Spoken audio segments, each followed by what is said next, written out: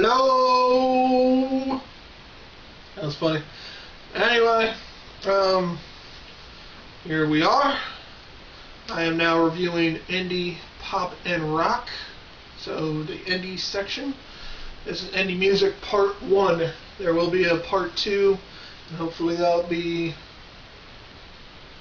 all be done reviewed tomorrow, possibly even tonight, but we shall see.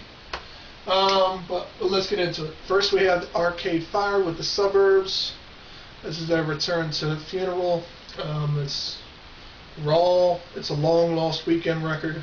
Check it out. Not as good as Funeral, but it definitely trumps Neon Bible. Next, we have Beach House with Teen Dream. This is folk pop. They're a Baltimore duo, so if you're from Baltimore, hey, you got another reason to brag, I guess. But it's tons of emotion. It focuses on a dreamlike state, and it's romantic even when it's lamenting on being a romantic. Next, we have Best Coast, Crazy for You. This is a real sunny, joyous record. It's pure pop. It's catchy. It's lo-fi rock. And it's songs from the heart. Who doesn't enjoy that?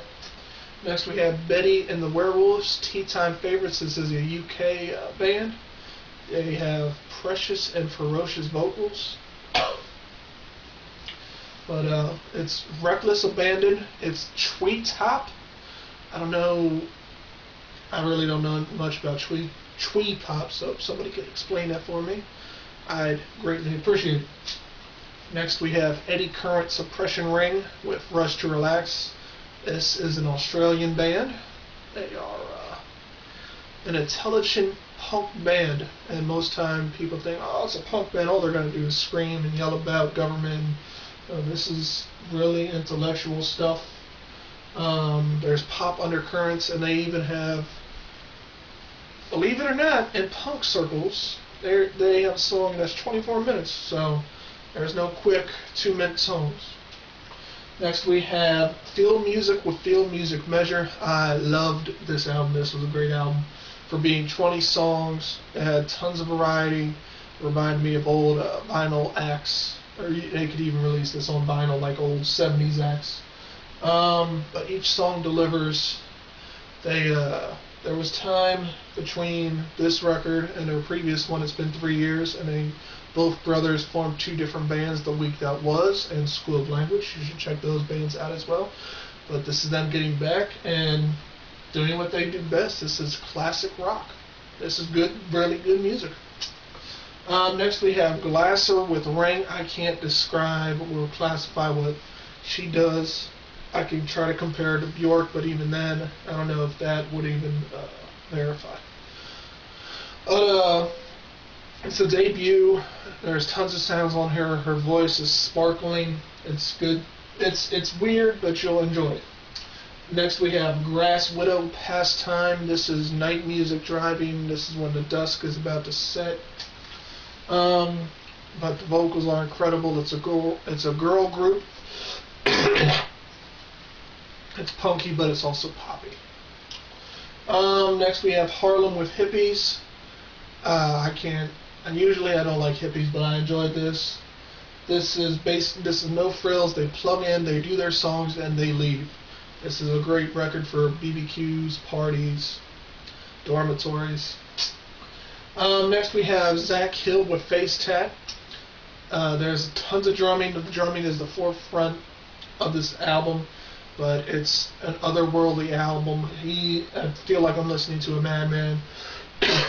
And the video for Sack Toe Smile is vicious, it's violent, and it captures what the album is all about. Next, we have How to Dress Well, Love Remains. It's lo-fi R&B. I've never heard of that before, but if there was no lo-fi in here, these songs could be hits. And I'm not even kidding. But it's a debut, it's haunting stuff, and Ready for the World is a great song. Kisses, The Heart of the Nightlife. This is chill wave, synth pop. One reviewer supposedly said it's disco, but it's really not. It reminds me of just 80s music with Miami Vice in the background. And that's about that. Next we have the Limananas. This is their debut, the Limananas. I feel like it's a hipster record. It's French pop, so I couldn't understand much about it, but it feels like it'd be a Velvet Underground if they were fronted by a female. I mean, I know Nico was with the Velvet Underground, but anybody who knows what I'm getting at. But that's that with that one. We have Lonelady with Nerve Up.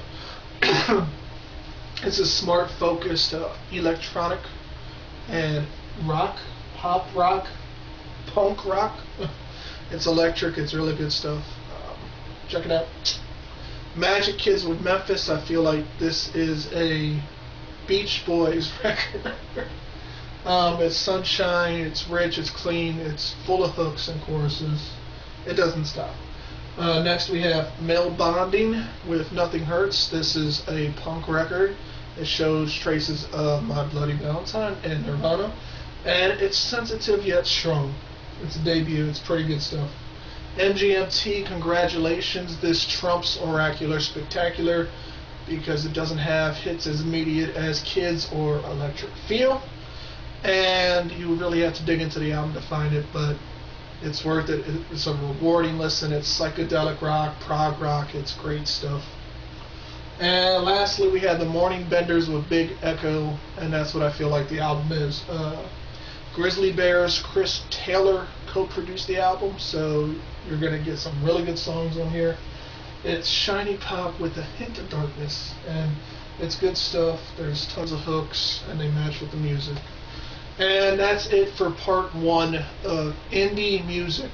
Next will be part 2, and then we will get into jazz albums afterwards. Thank you for your time.